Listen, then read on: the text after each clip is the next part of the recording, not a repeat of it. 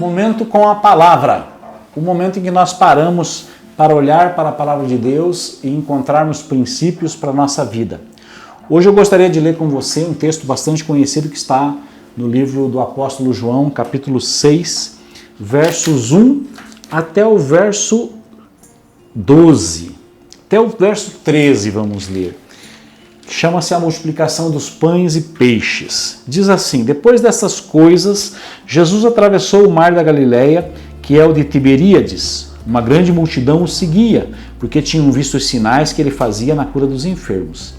Então Jesus subiu ao monte e sentou-se ali com seus discípulos. Ora, a Páscoa, a festa dos judeus, estava próxima. Então Jesus, erguendo os olhos e vendo que uma grande multidão se aproximava, disse a Filipe: onde compraremos pão para lhes dar de comer? Mas Jesus dizia isso para testá-lo, porque sabia o que estava para fazer. Filipe respondeu: nem mesmo 200 denários de pão seriam suficientes para que cada um recebesse um pedaço. Um dos discípulos, chamado André, irmão de Simão Pedro, disse a Jesus: aqui está um menino que tem 5 pães de cevada e 2 peixinhos. Mas o que é isto para tanta gente? Jesus disse: façam com que todos se assentem no chão.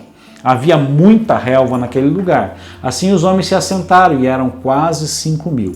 Então Jesus pegou os pães e, tendo dado graças, distribuiu-os entre eles e também igualmente os peixes, tanto quanto queriam.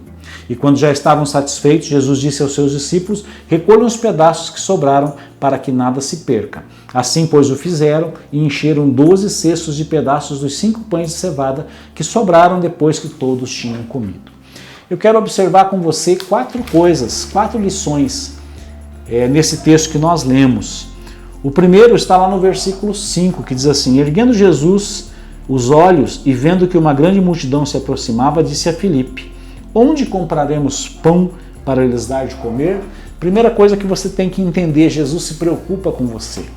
Jesus se preocupa com as suas necessidades. Às vezes parece que você está sozinho, que você está abandonado, que você não tem ninguém olhando por você.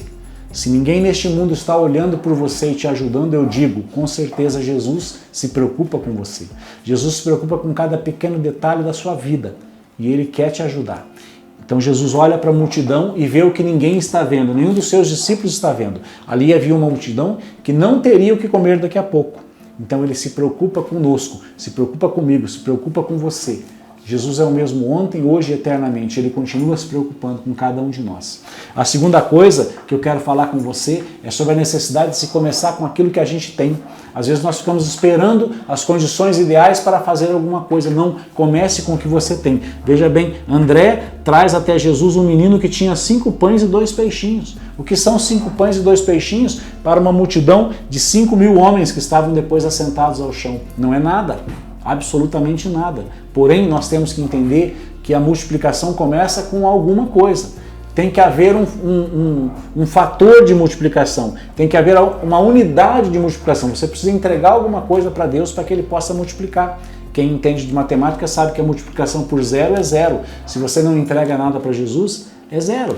0 vezes 100 é 0, 0 vezes 1000 é 0. Você precisa entregar alguma coisa para o Senhor. Você precisa colocar alguma coisa nas mãos do Senhor para que Ele possa multiplicar. Essa é a segunda lição. A terceira lição, também interessante, está aqui no versículo 11. Então Jesus pegou os pães, os 5 pães, e tendo dado graças, Jesus deu graças. Jesus mostrou gratidão a Deus porque Ele tinha 5 pães para alimentar uma multidão de 5.000 homens. Quantas vezes nós somos ingratos, ao invés de olhar para aquilo que temos, nós ficamos reclamando daquilo que nos falta. Jesus pega 5 pães diante de uma multidão de 5.000 homens e dá graças a Deus.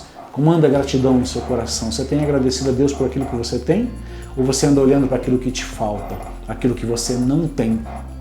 Olhe para aquilo que Deus tem te dado e eu tenho certeza que você vai ter motivos para agradecer a Deus.